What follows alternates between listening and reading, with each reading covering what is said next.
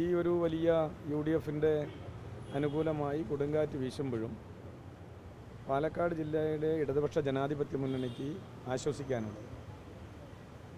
ഞാൻ വളരെ നേരത്തെ തന്നെ നിങ്ങളോട് പങ്കുവെച്ച കാര്യമാണ് 10 സീറ്റ് നിലനിർത്തുമെന്ന്. അതിലെ 3 സീറ്റാണ് ഇടതുപക്ഷ ജനാധിപത്യ മുന്നണിക്ക് നഷ്ടപ്പെട്ടിട്ടുള്ളത്. അതിൽ ആദ്യം തന്നെ മാധ്യമങ്ങളോട് പറഞ്ഞൊരു കാര്യത്തിൽ കോങ്ങാട് മണ്ഡലവുമായി ബന്ധപ്പെട്ട് BJPയുടെ വോട്ട് വലിയ തോതിൽ UDFിനെ സഹായിച്ചിട്ടുണ്ട് എന്ന് തന്നെയാണ്. എല്ലാ വോട്ടിൻ്റെ കണക്കും ഞാനിപ്പോൾ വിശദമായി നോക്കിയിട്ടില്ല. എങ്കിലും പ്രാഥമികമായ ഒരു വിലയിരുത്തലിൽ കോങ്ങാട് മണ്ഡലം ഇടതുപക്ഷ ജനാധിപത്യ മുന്നണിയാണ് മണ്ഡലം രൂപീകരണമായതിനു ശേഷം വിജയിച്ചിട്ടുള്ളത്. ആ മണ്ഡലത്തിൽ ഈ ഒരു തോൽവി പൊതുവേ കേരളത്തിലെ UDFിൻ്റെ സ്ഥാനാർത്ഥികളുടെ ഭൂരിപക്ഷം നോക്കിയാൽ വളരെ നേരിയ ഭൂരിപക്ഷമാണ് കോങ്ങാട് മണ്ഡലത്തിലുള്ളത്. 3000-ൽ ചില്ലാൻ വോട്ടിൻ്റെ ഭൂരിപക്ഷമാണുള്ളത്. അപ്പോൾ അത് തെരഞ്ഞെടുപ്പിൻ്റെ തൊട്ടടുത്ത ദിവസം നിങ്ങളോട് ഞാൻ പറഞ്ഞിരുന്നു, വലിയ തോതിലുള്ള ഒരു ടൈപ്പ് അവിടെ കോൺഗ്രസും അതുപോലെ തന്നെ BJPയും തമ്മിൽ ഉണ്ടായിട്ടുണ്ട്. അതിൻ്റെ ഭാഗമായിട്ടാണ് കോങ്ങാട് മണ്ഡലത്തിലെ ഒരു ബൂത്തുകളിലും BJPയുടെ പ്രവർത്തകർ ഇല്ല, ഇരിക്കാൻ പോലുമില്ല എന്നുള്ളത്. അത് തെളിയിക്കപ്പെട്ട ഒരു റിസൾട്ടായിരുന്നു കോങ്ങാട് മണ്ഡലത്തിൽ ഐക്യജനാധിപത്യ മുന്നണിയുടെ വിജയം. മറ്റൊന്ന് തൃത്താല മണ്ഡലമാണ്. തൃത്താല മണ്ഡലത്തിൽ ഞങ്ങളൊരു തുടക്കം മുതൽ തന്നെ ഒരു ആശങ്കയുണ്ടായിരുന്നു. അപ്പോൾ അത് ഈ ഒരു വലിയ തോതിലുള്ള ഒരു UDFിന് അനുകൂലമായ ഒരു വിധിയെഴുത്തിൽ ആ മണ്ഡലം നിലനിർത്താൻ സാധിച്ചില്ല. 2 തവണ അവിടെ UDFിൻ്റെ സ്ഥാനാർത്ഥി ജയിച്ചതാണ്. 2021-ലാണ് LDF ജയിച്ചിട്ടുള്ളത്. ഇപ്പോൾ അത് ഞങ്ങൾക്ക് കൈവിട്ടു പോവുകയാണ് ചെയ്തിട്ടുള്ളത്. അപ്പോൾ തൃത്താല മണ്ഡലം തിരിച്ചുപിടിച്ച് നഷ്ടപ്പെട്ടു എന്ന് വേണമെങ്കിൽ പറയാം. ഞങ്ങൾക്ക് വളരെ ഒരു വലിയ നഷ്ടമെന്ന് പറയാനുള്ളത് കോങ്ങാട് മണ്ഡലം തന്നെയാണ്. പിന്നെ മറ്റൊന്ന് ചിറ്റൂരാണ്. ചിറ്റൂർ മണ്ഡലം ഒരു ഘട്ടത്തിലും തോൽക്കുമെന്ന് വിചാരിച്ചൊരു മണ്ഡലമേ അല്ല. എൻ്റെ അഭിപ്രായത്തിൽ ആ നെക്ലസ് എന്ന് പറയുന്ന ചിഹ്നമില്ലെങ്കിൽ അവിടെ ഒരു 2000 വോട്ടിന് ഇടതുപക്ഷ ജനാധിപത്യ മുന്നണിയുടെ സ്ഥാനാർത്ഥി മുരുകദാസ് ജയിച്ചിട്ടുണ്ടാവും. കാരണം 6948 വോട്ടാണ് ഈ മോതിരത്തിൻ്റെ സാമ്യമുള്ള നെക്ലസ് ചിഹ്നത്തിൽ, അതായത് മുരുകദാസിൻ്റെ ചിഹ്നമായിട്ടുള്ള മോതിരം, അതിൻ്റെ തൊട്ടു താഴെയാണ് അപരനായ മുരുകദാസിൻ്റെ ചിഹ്നം നെക്ലസ്. മാത്രമല്ല, തിരഞ്ഞെടുപ്പിൻ്റെ 2 ദിവസം മുമ്പാണ് എല്ലാ പഞ്ചായത്ത് പ്രധാനപ്പെട്ട ടൗൺ പ്രദേശങ്ങളിലും കേന്ദ്രങ്ങളിലെല്ലാം വീടുകളിലെല്ലാം ഈ നമ്മുടെ ബാലറ്റ് പേപ്പറുടെ മാതൃകയും ഇവർ ഈ ഐക്യജനാധിപത്യ മുന്നണിയുടെ പ്രവർത്തകർ ചിഹ്നം അച്ചടിച്ച് മറ്റേ നെക്ലസിൻ്റെ ചിഹ്നം അച്ചടിച്ച് വിതരണം ചെയ്യുകയുണ്ടായി. അതൊരു ഘട്ടത്തിൽ പോലീസ് തന്നെ കൈയോടെ പിടിക്കുകയും ചെയ്തു. പക്ഷേ ഇത്രത്തോളം വോട്ട് ഈ അപരൻ നെക്ലസ് ചിഹ്നത്തിൽ പിടിക്കുമെന്ന് ഞങ്ങളൊരു ഘട്ടത്തിലും കരുതിയില്ല. യഥാർത്ഥത്തിൽ മുരുകദാസിന് ലഭിക്കേണ്ട 6948 വോട്ടാണ് ഈ പറയുന്ന അപരൻ്റെ നെക്ലസിലേക്ക് പോയത്. ആ മണ്ഡലം ജയിക്കുമെന്ന ഉറപ്പുണ്ടായിരുന്നൊരു മണ്ഡലമാണ്. ഒരു ഘട്ടത്തിലും തോൽക്കില്ല എന്നുള്ള നിശ്ചയിച്ചൊരു മണ്ഡലമാണ്. അതും ഈ ഒരു അപരൻ്റെ വോട്ട് പിടുത്തത്തിലൂടെ നഷ്ടപ്പെടുകയാണ് ഉണ്ടായത്.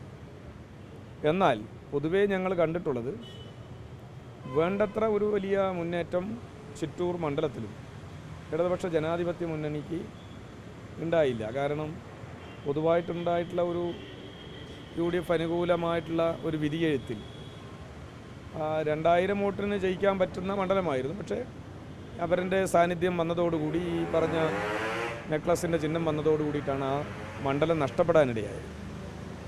ബാക്കി എല്ലാ മണ്ഡലങ്ങളും, ഞങ്ങൾ ജയിച്ച മണ്ഡലങ്ങളെല്ലാം നിങ്ങൾ എടുത്തു നോക്കുക, വലിയ ഭൂരിപക്ഷത്തിലാണ്. അപ്പോൾ പട്ടാമ്പി മണ്ഡലം 10000-ഓളം ഭൂരിപക്ഷത്തിലാണ് ജയിച്ചിട്ടുള്ളത്, 10000-ൻ്റെ അടുത്ത്. തൊട്ടടുത്ത് ഒറ്റപ്പാലമാണെങ്കിൽ ചരിത്രത്തിലില്ലാത്ത ഭൂരിപക്ഷം. നിങ്ങൾക്കെല്ലാം വേണ്ടപ്പെട്ട ഒരാളായിരുന്നല്ലോ UDFൻ്റെ സ്ഥാനാർത്ഥി അല്ലേ?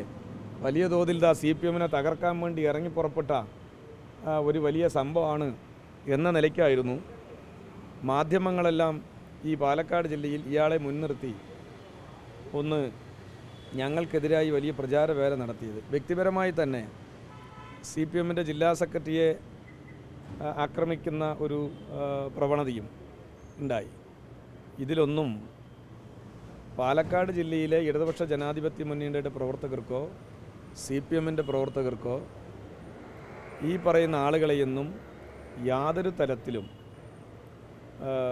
ഇടതുപക്ഷ ജനാധിപത്യ മുന്നണിക്കും CPMൻ്റെ പ്രവർത്തകരുടെ മനസ്സിലുമില്ല എന്നുള്ളതിൻ്റെ ഏറ്റവും വലിയ തെളിവാണ് ചരിത്രത്തിലില്ലാത്ത ഭൂരിപക്ഷം ഒറ്റപ്പാലം മണ്ഡലത്തിൽ സഖാവ് പ്രേംകുമാർക്ക് അവിടുത്തെ ജനങ്ങൾ നൽകിയത്. അതായത് കോൺഗ്രസിൻ്റെ ആളുകൾ പോലും ആർക്ക് വോട്ട് ചെയ്തില്ല? UDFൻ്റെ സ്ഥാനാർത്ഥിക്ക് വോട്ട് ചെയ്യില്ല.